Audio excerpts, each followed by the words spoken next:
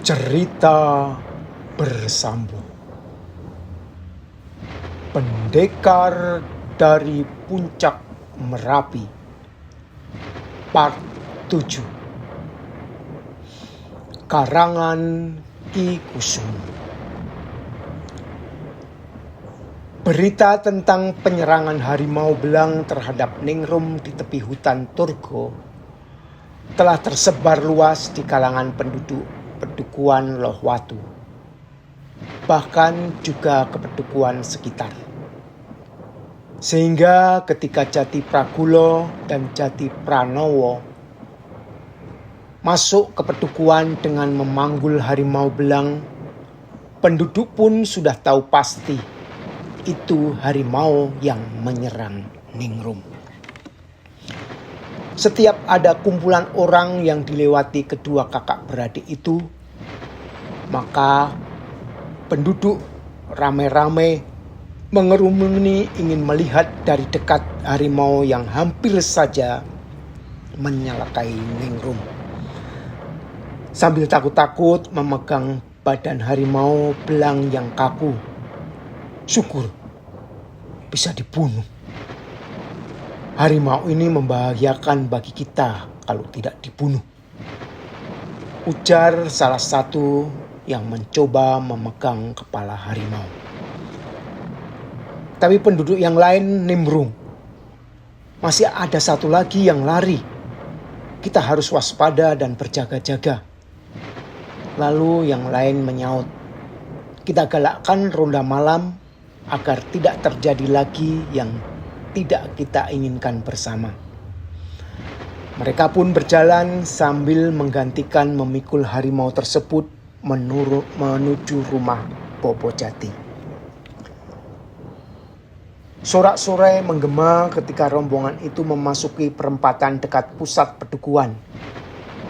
Banyak yang ingin melihat harimau belang yang telah dikalahkan oleh Pandu. Dan sampai di halaman rumah Bobo Jati, harimau tersebut digantungkan di antara dua pohon, nampak menakutkan meski sudah mati. Kedua kakak Ningrum langsung memeluk adiknya ketika Ningrum menyambut mereka. Ningrum pun menangis terisak di pelukan kedua kakaknya, dan sambil mengelus lembut adiknya, kedua saudara Ningrum pun merasa bersyukur karena Ningrum selamat. Mereka kemudian menghadap Bobo Jati yang sedang duduk di pendopo sambil mengelus jenggot putih yang menjuntai di bawah dagu. Sejenak setelah ketiga anaknya ikut duduk, Bobo Jati pun mulai menceritakan secara singkat kejadian yang dialami oleh Ningrum.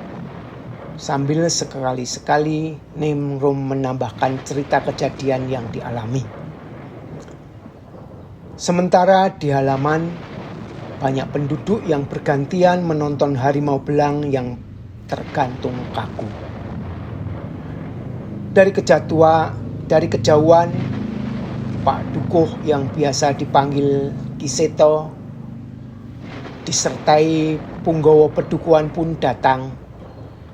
Setelah melihat harimau belang yang bergantung di halaman, mereka masuk ke pendopo menghampiri Bobo Jati dengan beberapa orang yang ada. Kiseto dan rombongan menghaturkan salam pada Bobo Jati yang memang sebagai orang tua yang dihormati dan disegani karena ilmu dan kebijaksanaannya. Mereka pun mengobrolkan peristiwa yang dialami Ningrum.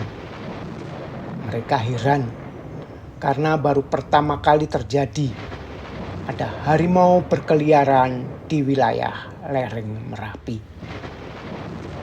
Mereka pun menduga-duga kalau di puncak Merapi sudah tidak ada cukup makanan bagi harimau, sehingga binatang ganas pemangsa itu turun gunung. Apalagi memang saat ini baru musim kemarau. Bisa juga harimau itu kekurang air di atas gunung, terpaksa mencari sumber air ke bawah. Mereka menduga apa yang terjadi dan khawatir akan keamanan dan ketentraman penduduk Padukuhan. Apalagi ladang-ladang penduduk banyak tersebar di lereng-lereng yang berdekatan dengan hutan Merapi, dan mereka sering pergi sendiri bekerja di ladang. Bersambung.